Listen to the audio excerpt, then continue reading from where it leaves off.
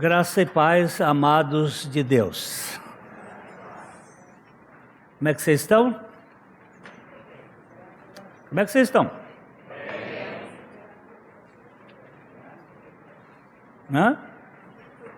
Na graça de Deus.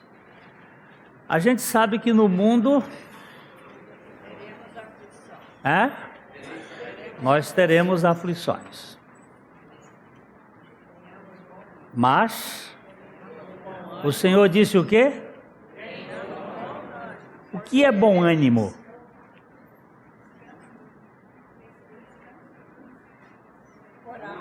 Coragem. Não fique desanimado. Por quê? Porque Ele venceu o mundo.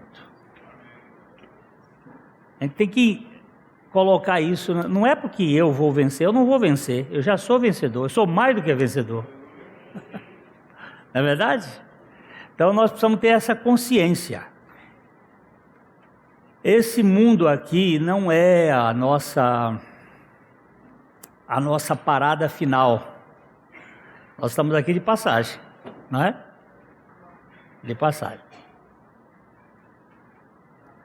E nós precisamos ganhar essa dimensão para a gente não ficar olhando para tanta coisa que acontece. A irmã Ruth ainda há pouco me deixou um envelope ali com algumas questões que ele diz que se a gente não sabe discernir que existem dois reinos, o reino de Deus e o reino do homem. Às vezes a gente confunde as coisas, e o que está acontecendo no mundo hoje, isso faz parte de um projeto de Deus, não é? E até ela fez menção a essa aproximação do Trump para Israel e do Bolsonaro para Israel. Isso é bíblico. Isso, o profeta Oséias falou dessa aproximação do Ocidente para com Efraim. Isso não tem nada fora a eleição de Netanyahu é bíblica. Ele ganhou antigamente do Shimon Peres. Isso tem um projeto na Bíblia mostrando. Na Bíblia não tem nada fora do lugar. É que nós somos ignorantes mesmo, sabe? Nós somos um bando de analfabetos em Bíblia, ignorantes e incrédulos. Mas as coisas vão acontecendo e vão acontecer segundo os propósitos de Deus. Ok? Aqui nós estamos fazendo uma caminhada em algumas parábolas de Jesus. Nós já vimos a parábola do rei que fez o casamento do seu filho, né? Falando da graça. Também a parábola da dispensação do evangelho para com todas as pessoas. E hoje nós vamos aqui olhar essa parábola aqui, que é a parábola do semeador semeando. É uma parábola muito conhecida, quase todos nós aqui somos familiares com ela, porque ela é talvez a parábola mais pregada. E aqui nós vamos seguir o texto e depois a explicação do Senhor sobre esta parábola. Todas as vezes que o texto estiver em negrito, é para que a gente leia junto. Coloca aí, por favor, Apocalipse capítulo 1, versículo 1. Apocalipse 1:1. Veja o que diz aí neste livro de Apocalipse, que é uma coisa bem interessante. Apocalipse 1:1.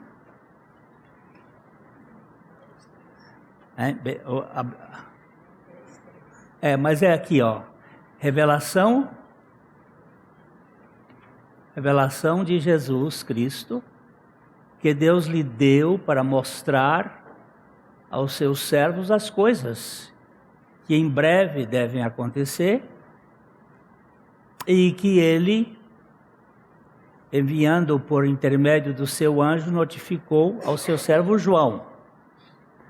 Você diz assim, mas isso já faz mais de 2000 anos, ou cerca de 2000 anos. E o que é breve? Lembrando que a Bíblia explica a Bíblia, né?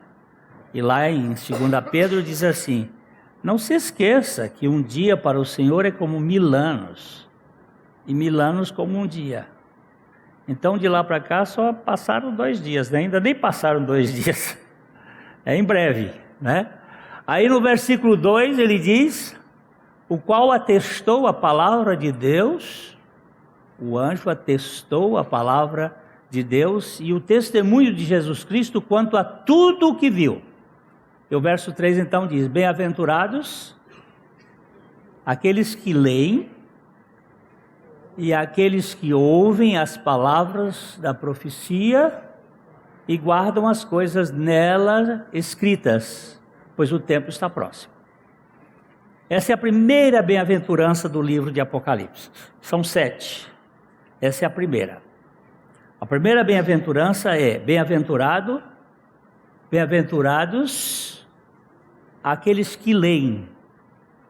Não só a profecia do Apocalipse, mas a profecia e a palavra de Deus tem uma bem-aventurança para quem lê.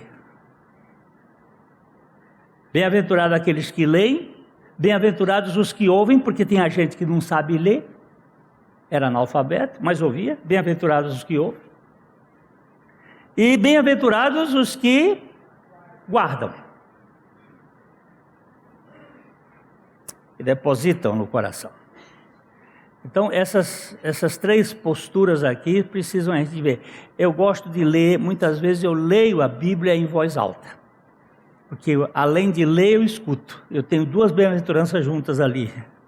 E depois a terceira, guardar no coração a palavra. Então vamos, essa explicaçãozinha para a gente, quando tiver o negrito, a gente lê junto. Agora, se você não quiser ler, ótimo. Não precisa ficar nervoso. O Maurício disse que botando o dedo no ouvido, você vê que a sua voz é feia. Eu olho para mim, aí eu não ouço as minhas mensagens, porque eu acho horrível minha voz. Mas é a única que eu tenho. E vai ser com essa mesmo que eu vou glorificar a Deus. Então vamos lá. E de muitas coisas lhes falou Jesus por parábolas e dizia, eis que o semeador saiu a semear. Você vê que há um movimento, saiu. O verbo que define a questão é, ele saiu a semear. Jesus gostava de contar histórias apontando a realidade. Eu estou colocando histórias com E, que uma história com E é diferente de uma história com H. A história com H é um fato acontecido.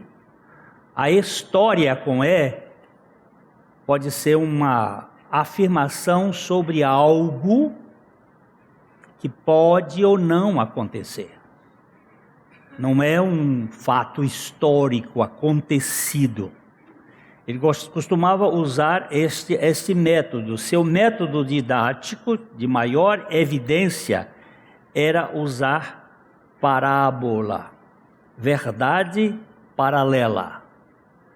Domingo que vem eu vou perguntar quantas parábolas Jesus contou. E aí você vai me dizer quantas parábolas Jesus contou. Mas é para domingo que vem, não vai procurar no iPad agora. Aqui vamos analisar a parábola sobre o semeador e a semente e tentar retirar alguns ensinamentos para a nossa vida cristã. Aqui, dos versículos 4 ao 9, nós temos a parábola, a história. Parábola é aquilo que você joga paralelo ao fato verdadeiro, a um fato. É algo que compõe uma coisa que pode acontecer. E ele está usando aqui desse método. Então vamos lá ler dos versos 4 ao 9. Enquanto espalhava as sementes pelo campo, algumas caíram à beira do caminho, e as aves vieram e as comeram. Outras sementes caíram em solo rochoso, e não havendo muita terra, germinaram rapidamente, mas as plantas logo murcharam sob o calor do sol e secaram, pois não tinham raízes profundas. Outras sementes caíram entre espinhos, que cresceram e sufocaram os brotos. Ainda outras caíram em solo fértil e produziram uma colheita 30, 60 e até 100 vezes maior que a quantidade semeada. Quem é capaz de ouvir, ouça com atenção.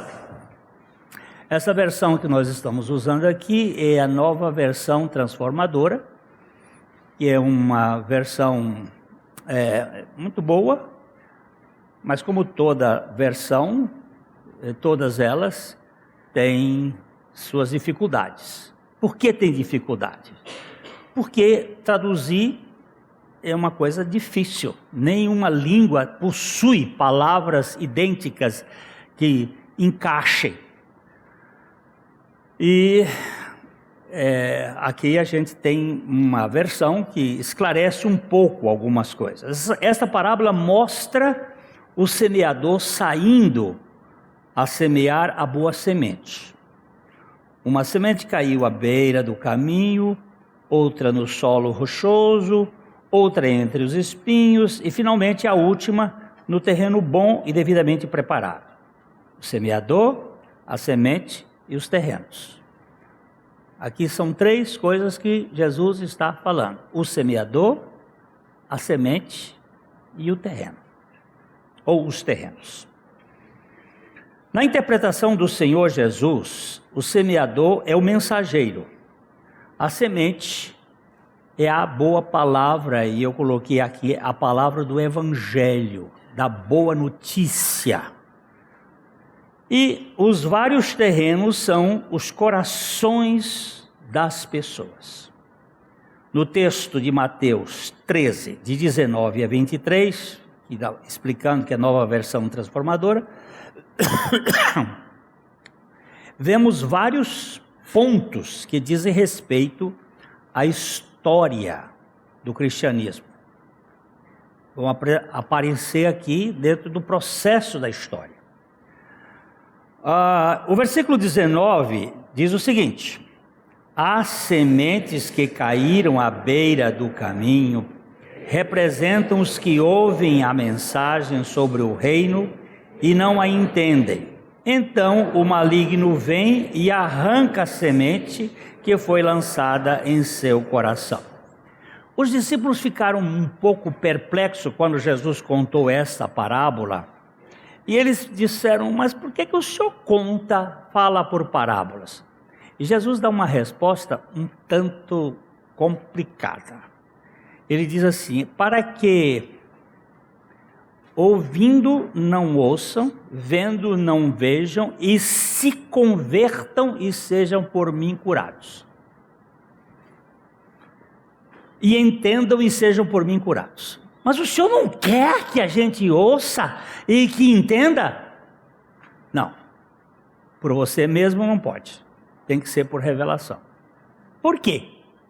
Porque se você entender por você mesmo, a salvação será cheia de arrogância de pecado. Veja que eu consegui, você não. Aí você já ia ficar insuportável. Mais do que já é. Que pela graça nós já ficamos besta. Quanto mais, Jesus disse: olha, isso aqui é coisa do Espírito Santo. É coisa que ele vai ter que ensinar e revelar. Porque vocês não podem, vocês não suportariam isso. E ele vai explicar aqui, a semente lançada à beira do caminho fala de pessoas que se recusam a receber a boa mensagem. As pessoas até ouvem o Evangelho, mas não entendem. Não porque não podem entender, mas porque não querem entender. O terreno que representa o coração é duro, resistente, indisposto à mensagem graciosa do Evangelho. Você fala, é mesmo que jogar água nas costas de pato. Você joga água nas costas do pato, ele sacode assim, não entra uma gota. E não adianta você tentar convencer o sujeito. Porque nenhum de nós tem capacidade de convencer ninguém.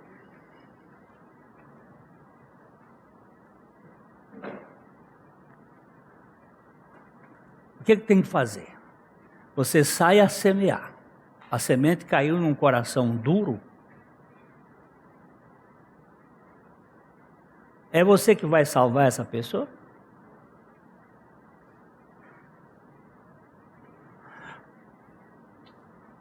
Pastor, por favor, não gasta tempo comigo. Então o que você deve fazer?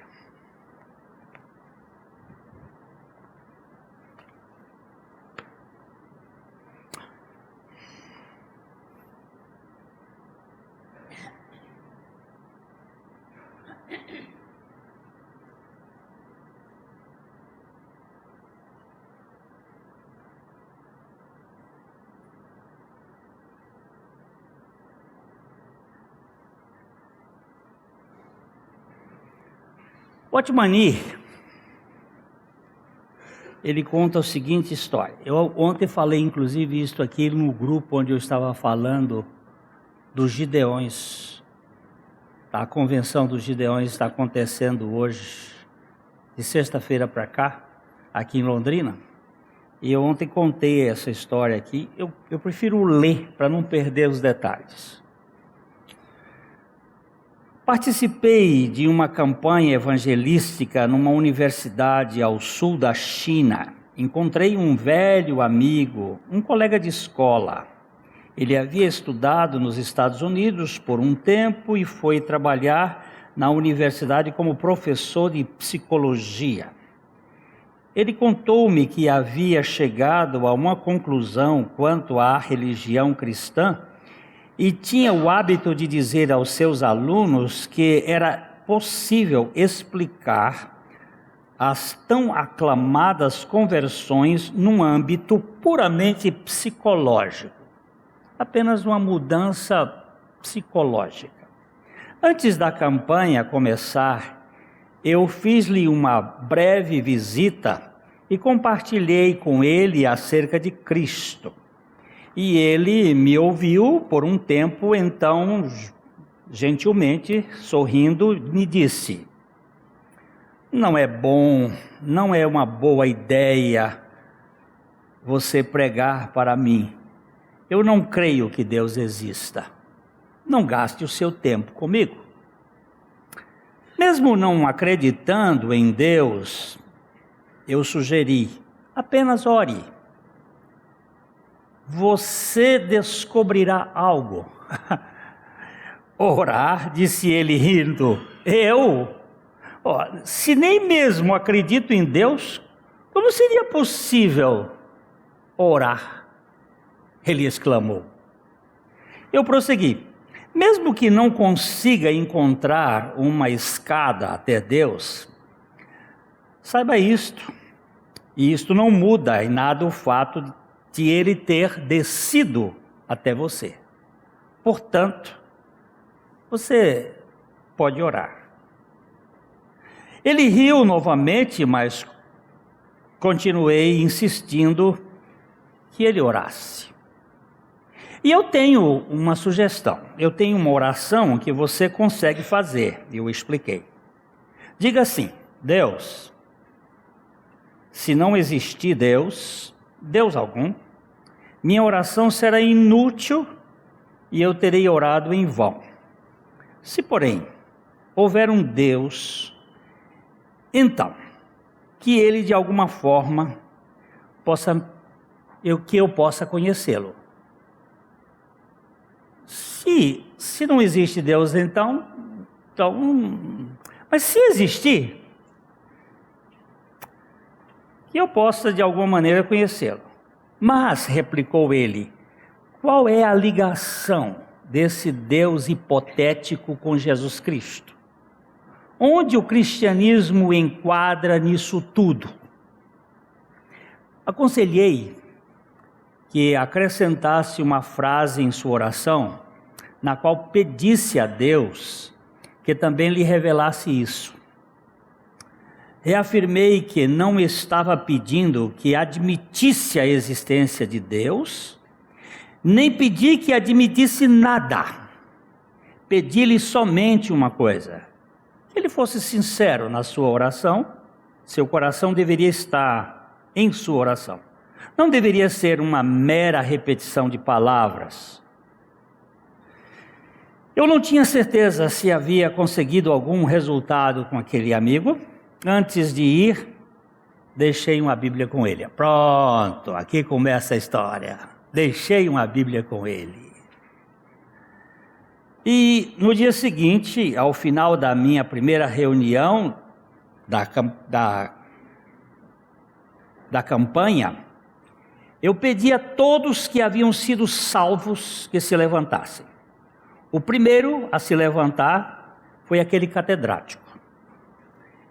Mais tarde eu fui até ele e perguntei: o que aconteceu? Muitas coisas, ele respondeu. Agora eu sou salvo. Mas como aconteceu isso? Eu perguntei. Após você sair, eu peguei a Bíblia e abri no Evangelho de João. E passei a observar atentamente as seguintes palavras. No dia seguinte, no outro dia, no dia seguinte, no terceiro dia. Pensei comigo mesmo, esse autor sabe do que está falando. Era como se fosse um diário, tudo bem encaixado. Depois pensei no que me dissera. Tentei ver se não era uma armadilha que você poderia estar tentando me iludir de alguma forma. Continuei ponto por ponto até que não consegui perceber nenhuma falha. Tudo se encaixava perfeitamente. Concluí então que não custava tentar orar da maneira que você sugeriu. Foi quando um pensamento súbito me ocorreu. E se Deus de fato existir? Como me posicionarei? Já que havia falado aos meus alunos na universidade que religião, na verdade, não existe, apenas explicações psicológicas para tudo isso. Será que eu estaria disposto a admitir que o tempo todo eu estava errado? Ponderei essas questões cuidadosamente, mas senti que deveria ser honesto em relação a elas. Concluí então que se Deus realmente existisse, eu seria um tolo se não acreditasse nele. Ajoelhei-me e orei. E enquanto eu orava, percebi no meu interior que Deus existia. Não posso explicar como, mas simplesmente soube. Lembrei-me do Evangelho de João que havia lido e de como ele parecia uma testemunha ocular. Se as coisas ocorreram de fato, como estão ali, Jesus era o Filho de Deus e eu, pelo que ele fez, portanto, estava salvo. Opa! Como foi isso? O Espírito Santo fez. Você não tem que convencer ninguém. Caiu lá, duro, deixa por conta dele. Não é você que vai mexer nisso aí. Deixa Deus fazer. Ele é experiente no assunto. Ele sabe como fazer. Os pássaros aqui são uma figura de Satanás que arrebata a semente do coração desses ouvintes. Assim, ele, Satanás, coopera com os ouvintes em sua esterilidade autoescolhida. Os religiosos fariseus, no contexto de Jesus, talvez fossem os ouvintes dessa terra dura. Vamos dizer, não põe a culpa em Satanás, ele só simplesmente rouba a terra, mas o coração duro é o seu, já está duro. Não diga que foi Satanás que endureceu, não foi não. Satanás só roubou a palavra, viu? Verso 20. As que caíram no solo rochoso representam aqueles que ouvem a mensagem e sem demora a recebem com alegria.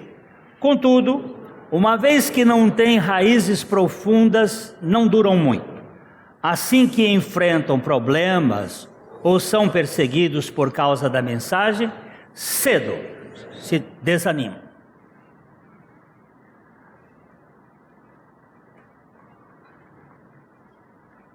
Quando Jesus falou de um solo pedregoso, tinha em mente uma fina camada de terra cobrindo a laje rochosa. Isto representa pessoas que ouvem a palavra e respondem com alegria momentaneamente. A princípio, o semeador pode ficar exultante com o fato de sua pregação ter tido tanto sucesso. Mas logo ele aprende a lição mais profunda, que não é bom quando a mensagem do Evangelho é recebida com sorrisos e aplausos. Às vezes a gente fica tão contente, a pessoa, eu creio, que você fica assim, opa. Você fica alegre, mas sabe, passado um tempinho, murcha, seca e desaparece. Primeiro deve haver uma convicção de pecado, contrição e arrependimento de si mesmo. É muito mais promissor ver o pecador chorando até chegar ao Calvário, do que vê-lo andando pelos corredores de maneira alegre e exuberante. A terra rasa produz profissão de fé superficial e sem consistência. Não há profundidade na raiz, nem firmeza no solo. Paulo, quando escreveu a carta aos Gálatas, ele fala de um grupo, e ele diz assim: quem foi que vos impediu de continuardes a obedecer à verdade? Aquela turma havia desertado. Tem uns que ouvem ali, né, por um tempo e somem.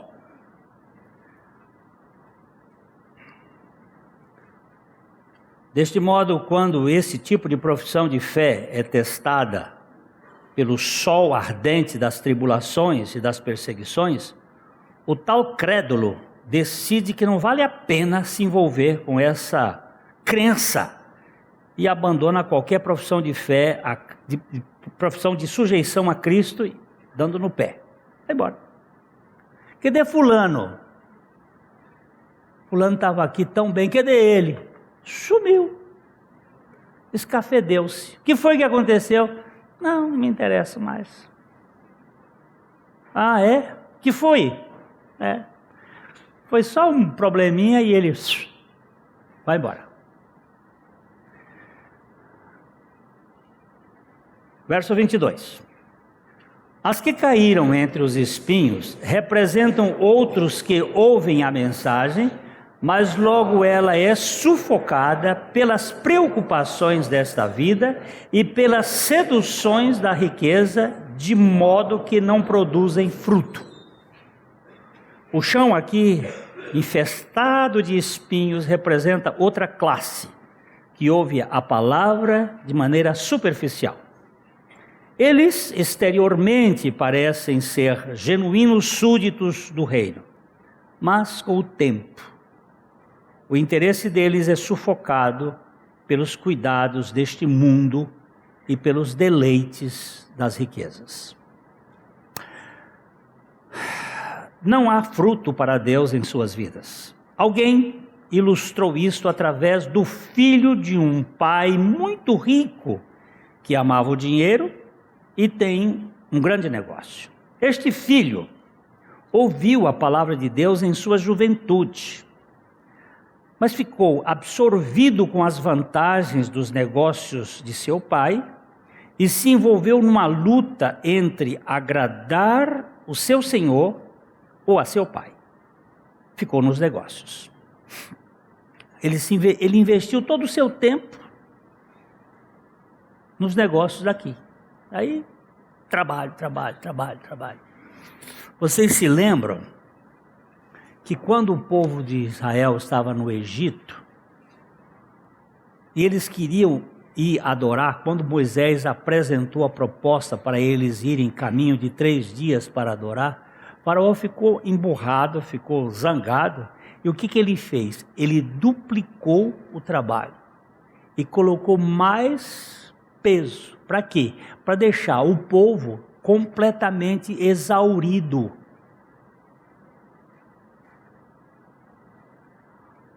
O mundo atual, ele usa 2 coisas para nos manter fora do eixo: excesso de trabalho e excesso de entretenimento. Excesso de trabalho e excesso de entretenimento. Nós não temos tempo para o Senhor. Ficamos presos. Isso faz com que a gente não tenha comunhão, não tenha revelação. Às vezes a gente vem à igreja para aquela história, para para cumprir o dever. Eu vou lá hoje, só para cumprir. Não tem prazer de sentar ou ficar com esse cara aqui um pouquinho, saber como é que ele está, como é que não está, não é? Tudo bem com você? Essa semana como é que foi? Correria, olha aí. Olha a tal da correria. Correria. Comprar. Hein? Comprar. Correria, comprar. Vai lá, vê lá. Até a Segunda Guerra Mundial não existia shopping no domingo. Não existia esses negócios. O domingo era dia do Senhor. Depois da Segunda Guerra Mundial, depois de 1945, é que foram introduzidos nos países mais desenvolvidos, depois nos países subdesenvolvidos, atração de domingo. São 2 atrações que tiram o povo da comunhão da igreja: entretenimento, futebol, jogos, teatro, cinema,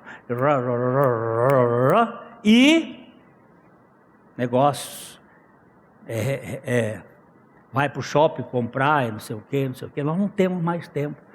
E o Senhor disse que o dia dele devia ser um dia de comunhão, um dia de crescimento, um dia de envolvimento. Nós vamos precisar mudar algumas coisas. O Senhor vai ter que fazer essas coisas nas nossas vidas para que nós saibamos fazer a diferença do que é eterno e do que é provisório. Eu sei que na Inglaterra, enquanto Churchill foi primeiro-ministro depois da Segunda Guerra Mundial, ele não deixou abrir mercado no domingo.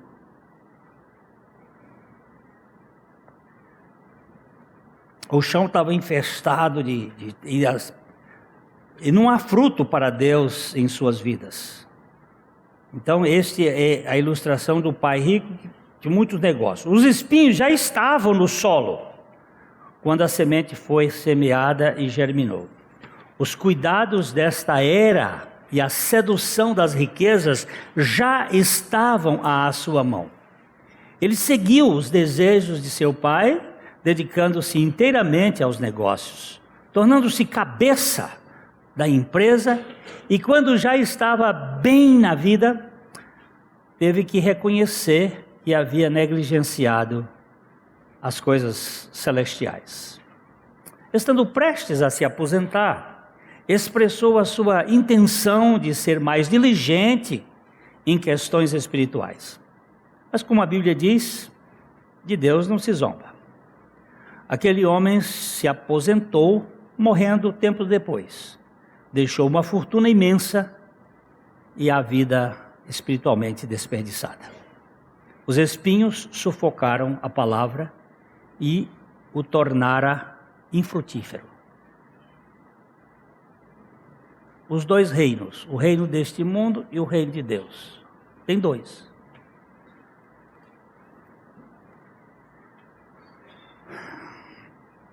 Versículo 23. E as que caíram em solo fértil representam os que ouvem e entendem a mensagem e produzem uma colheita 30, 60 e até 100 vezes maior que a quantidade semeada. O bom terreno aqui representa o verdadeiro crente. Ele ouve a palavra de forma receptiva e a compreende, obedecendo ao que ouve. Ouvir e obedecer são sinônimos do ponto de vista espiritual. A maior prova de nosso amor a Cristo é a nossa obediência real a Cristo. O amor é a raiz, a obediência é o fruto. Embora os crentes nem todos produzam a mesma quantidade de frutos, todos mostram pelos frutos que têm vida divina. Fruto aqui é provavelmente a manifestação do caráter cristão, em vez de almas ganhas para Cristo. Quando a palavra fruto é usada no Novo Testamento, geralmente se refere ao fruto do Espírito, como em Gálatas 5, 22. Mas também pode ser almas. São as duas coisas. Tanto o caráter de Cristo, o fruto do Espírito, como também vidas para o reino de Deus. Qual era a destinação da parábola às multidões? Por que Jesus contou essa parábola para as multidões? Obviamente, alertar contra o perigo de ouvir sem obedecer. Foi calculada para encorajar os indivíduos a receberem a palavra com sinceridade. Depois, para provar sua realidade e produzindo frutos para Deus. Você sabe o que é sinceridade? Hein? É, sem cera no vaso. Quando, aqui na capa do nosso boletim, a gente fala desse vaso que estava sendo preparado.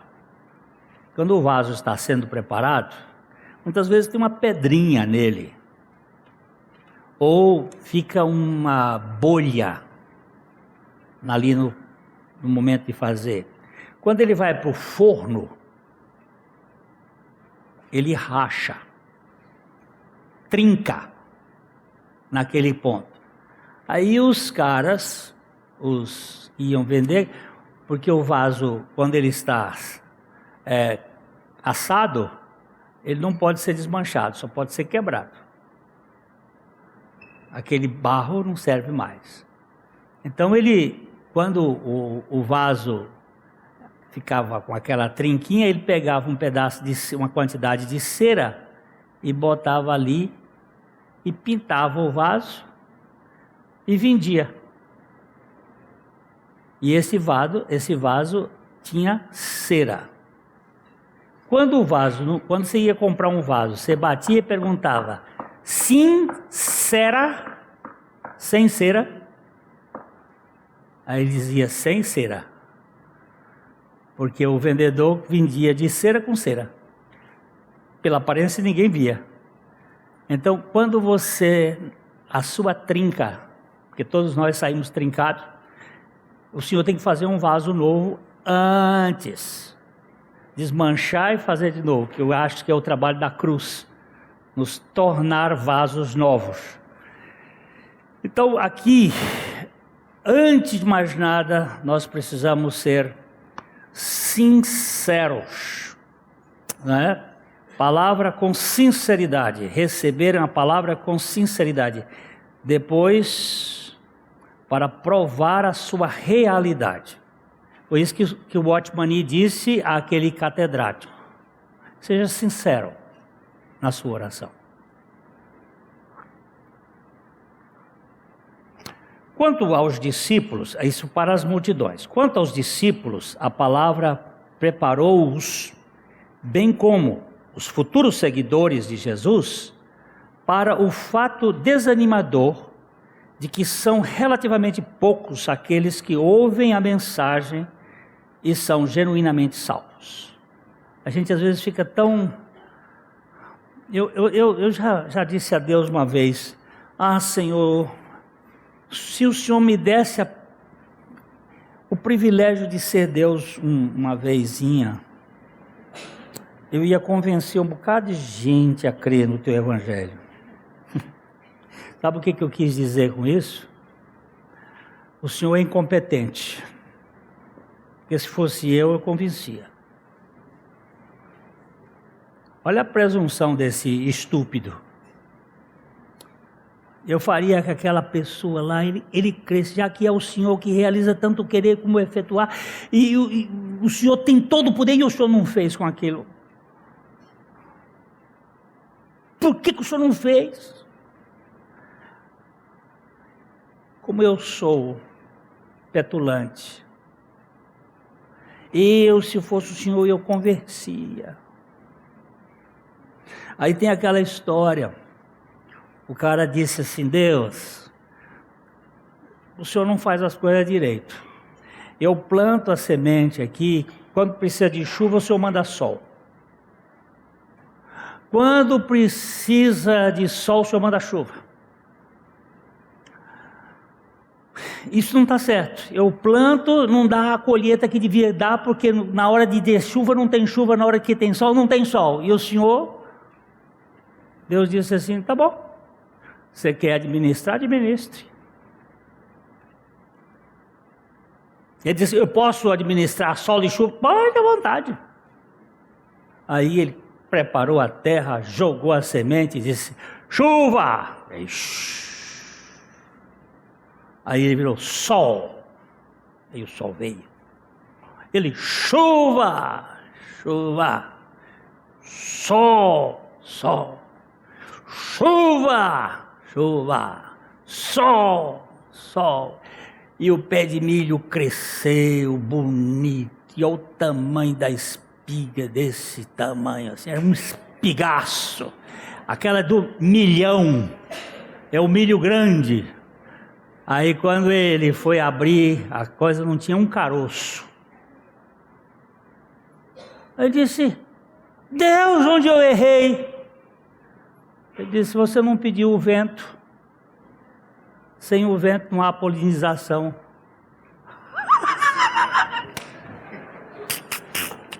O cara acha que é só sol e chuva, não sabe que o vento está ali porque tem importância capital. Gente, por que a coisa não acontece? Então vem administrar. Cada detalhezinho aí está na mão do soberano Senhor.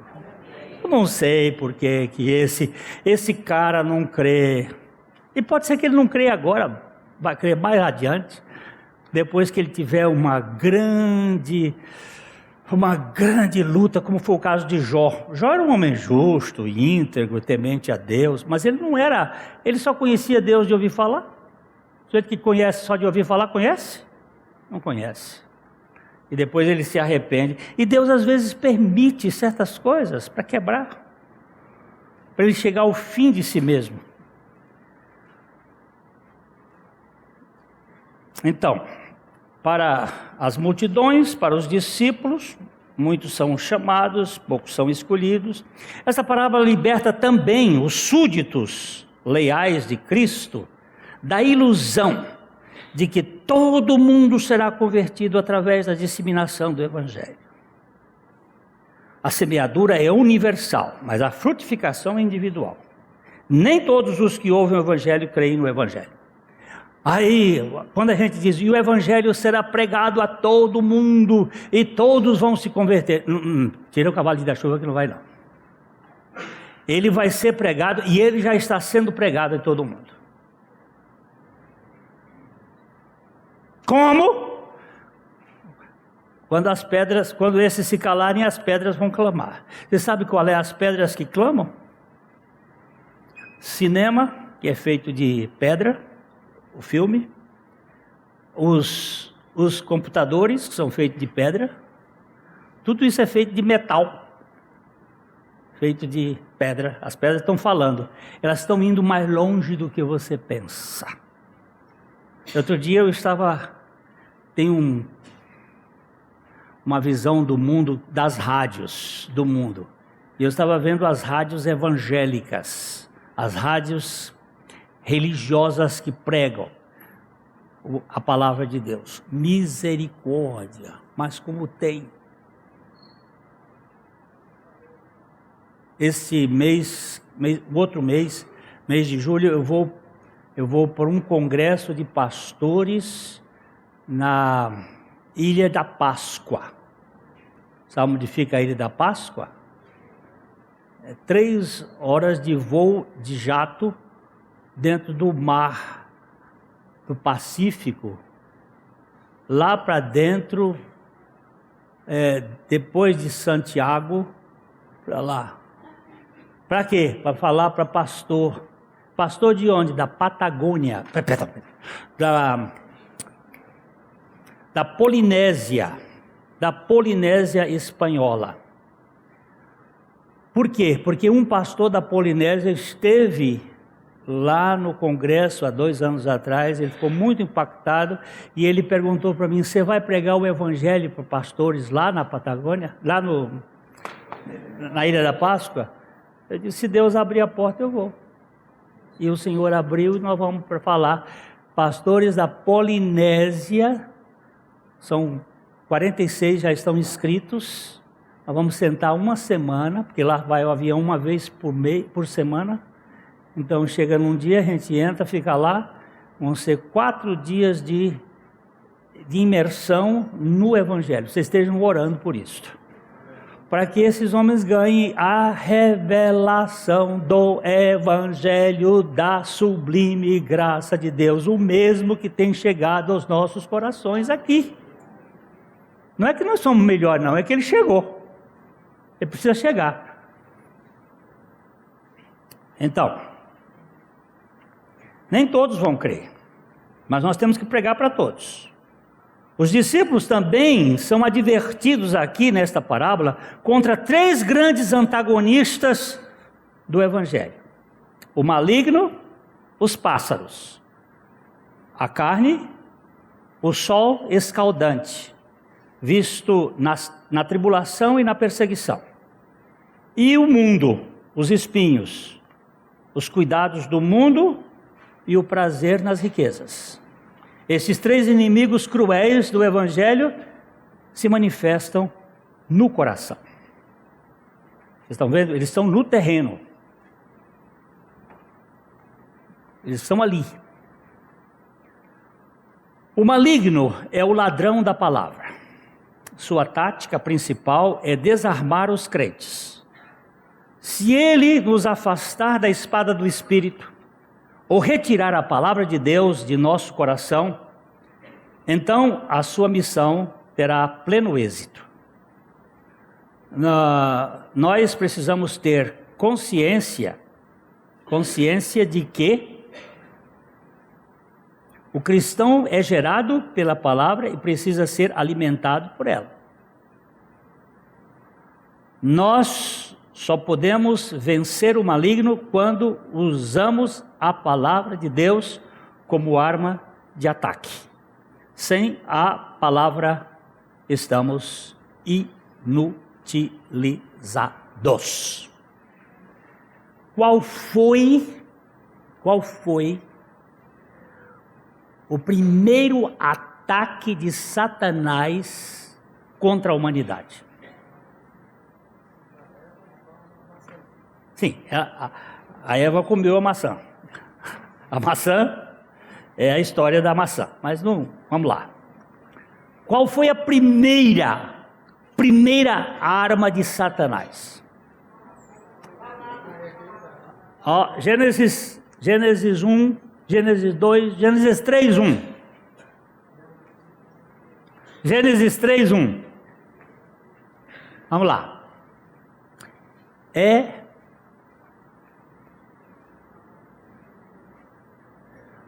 Vamos ver. Gênesis 3, 1.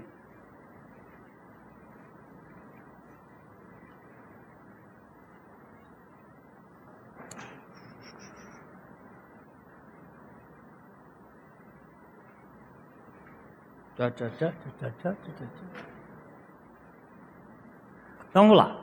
É assim que Deus disse: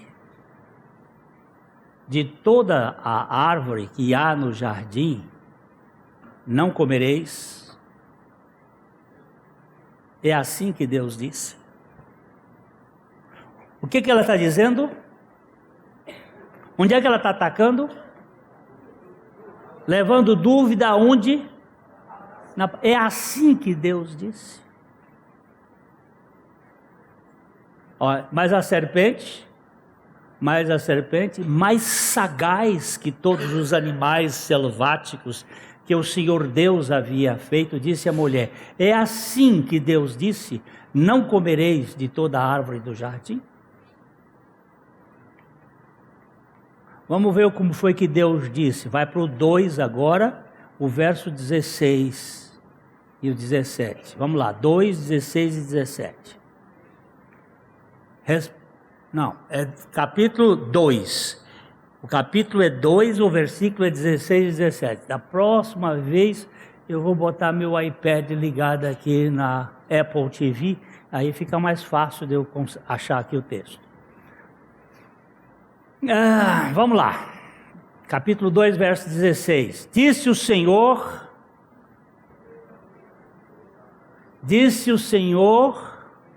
Deus, e o Senhor Deus lhe deu esta ordem: de toda a árvore do jardim comerás livremente. E o verso 2, mas da árvore do conhecimento do bem e do mal não comerás, porque no dia em que dela comeres, certamente morrerás. Ok? Deus disse: você pode comer livremente de toda a árvore do jardim, só uma não. Mas a serpente veio e disse assim: é assim que Deus disse: de toda a árvore não comerás? Ou não comereis? Deus disse que podia comer livremente, ainda botou um livremente ali. E ela foi e disse assim: não, de toda a árvore do jardim. Aí até a mulher, volta lá vê se você consegue chegar lá no capítulo 3, o verso 2, quando a mulher vai dar a explicação teológica. E nós temos esse problema, quando a gente vai explicar, a gente complica. Respondeu-lhe a mulher, a serpente disse assim: é assim que Deus disse: de toda a árvore do jardim não comereis? Aí a mulher disse: não é assim, do fruto das árvores do jardim podemos comer. Já roubou livremente, porque Deus disse assim: comereis livremente. Ela já tirou livremente, porque a gente faz supressão, acréscimo ou distorção da palavra de Deus. A gente suprime, ou a gente acrescenta, ou a gente distorce a palavra de Deus, faz ser uma coisa que não é. E aqui ela já, na teologia dela, aí no verso 3 ela vai dizer assim: mas do fruto da árvore que está no meio do jardim. Mentira! A árvore que estava no meio do jardim não era a árvore da ciência do conhecimento do bem e do mal, era a árvore da vida. Está lá no versículo 9. A árvore da vida, não dá tempo de correr e demorar ali. É a árvore do versículo 9, é a árvore da vida que está no meio do jardim. A outra estava do lado, mas ela já botou aqui: mas da árvore que está no meio do jardim, disse Deus: dele não comais, nem tocareis nele. Quem foi que disse que Deus disse que não era para tocar? Isso é ter a teologia de botar. Quer dizer, a gente ou suprime, ou acrescenta, ou distorce. Não, a Bíblia diz assim. E a Bíblia diz assim. E acabou. Quando a gente, mas a Bíblia diz, ela diz a quem cedo, Deus ajuda a quem cedo madruga. Aqueles que botam os textos bíblicos, né? O cara estava na igreja dia 31 de janeiro, é o dia que na minha cidade lá no Piauí, na igreja a gente tinha que dizer um versículo bíblico. Cada um dizia um versículo. Aí tinha assim, porque Deus amou o mundo, era o que mais se dizia. Ou então, o Senhor é meu pastor, nada me faltará. Esse era o versículo mais dito de muita gente. Outros diziam lá, aí o irmão lá disse assim, água mole em pedra dura, tanto bate até que fura. Aí o pastor disse assim, mas esse versículo não está na Bíblia. Diz, então bota que é bom.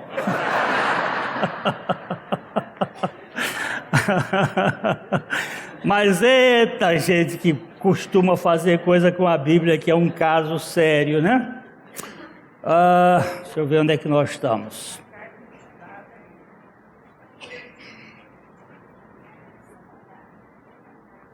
Onde é que está?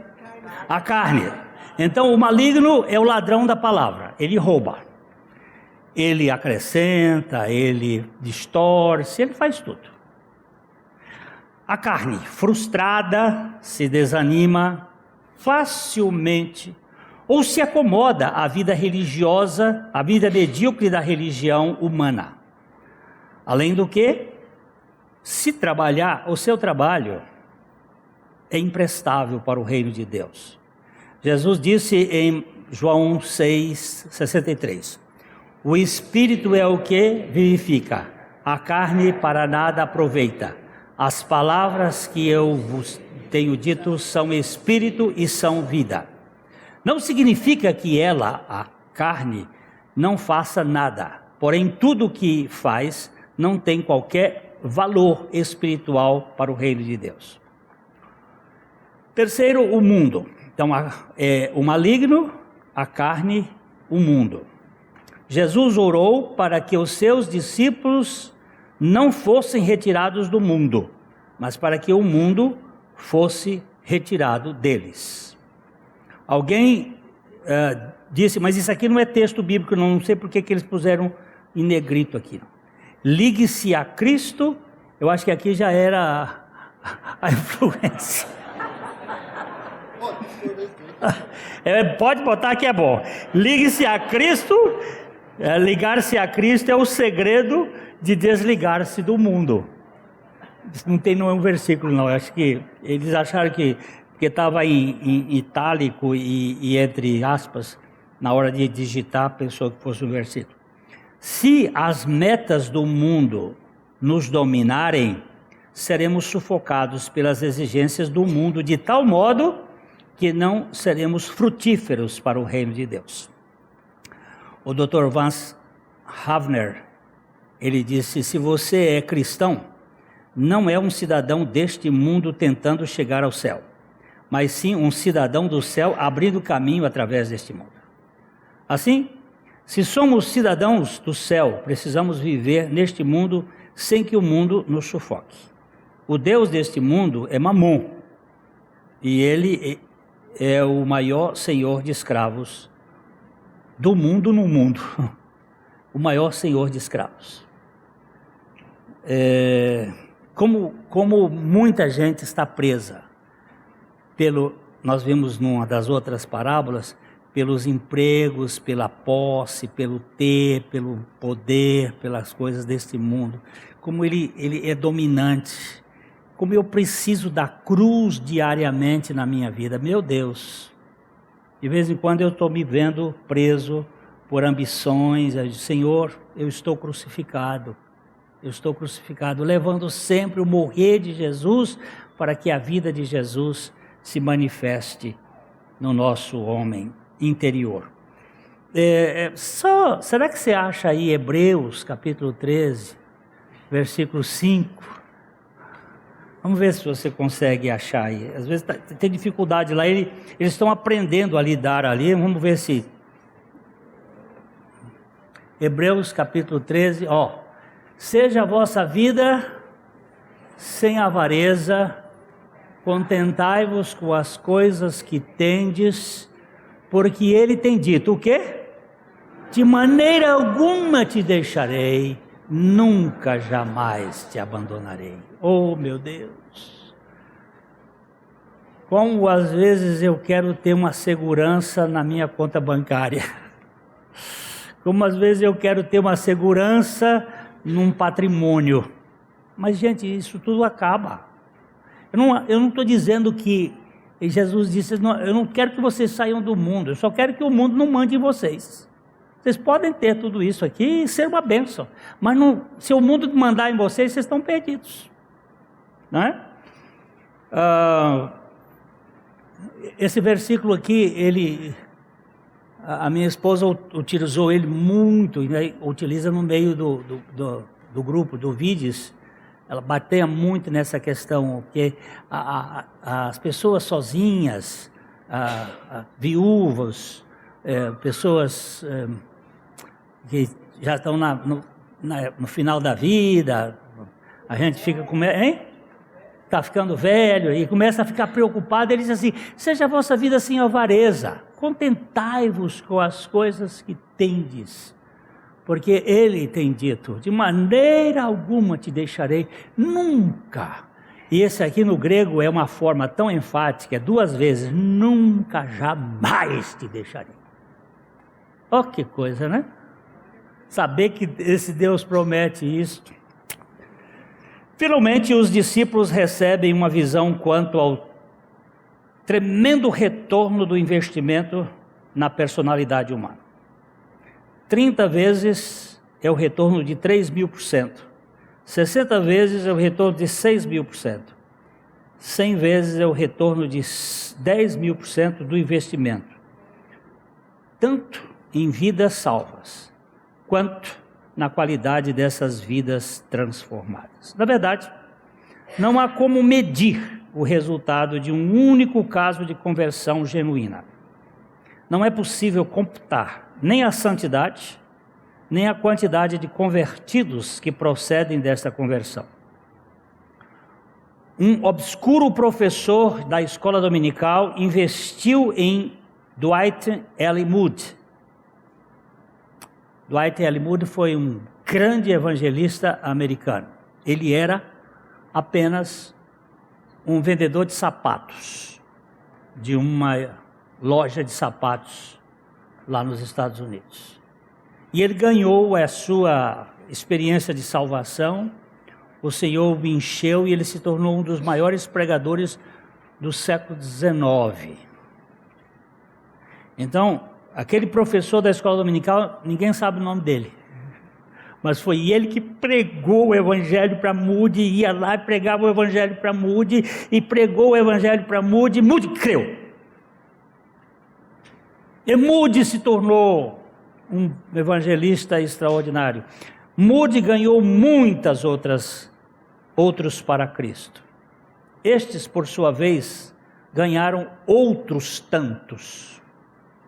Não tantos quanto Moody, mas tantos quantos o Senhor permitiu, e quantos foram o fruto daquele professor. Estes, por sua vez, ganharam outros tantos. O professor da escola dominical começou uma reação em cadeia que nunca parou. E assim, o semeador sai a semear.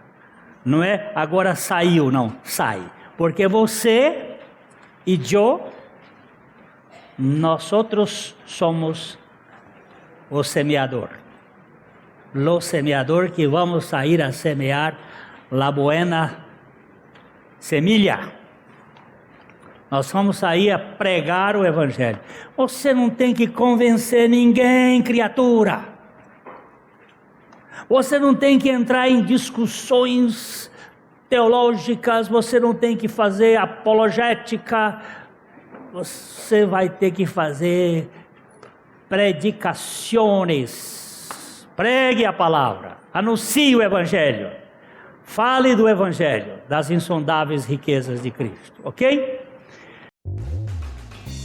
A Livraria PIB Londrina procura selecionar cuidadosamente seus títulos e autores a fim de oferecer um conteúdo alinhado com o Evangelho de Jesus Cristo. Bíblias, livros de teologia, devocionais, literatura infantil, biografias, comentários bíblicos e muito mais. Dispomos também de um acervo de CDs e DVDs das mais de 5.000 mensagens ministradas na Primeira Igreja Batista em Londrina. Visite a Livraria PIB Londrina e conheça ainda mais. Livraria PIB Londrina, de segunda a sexta, das 13h30 às 18 horas. Endereço na Avenida Paraná, 76A, próximo ao Calçadão, bem no centro de Londrina. Ligue para 3372-8921 ou acesse o site www.livrariapiblondrina.com.br.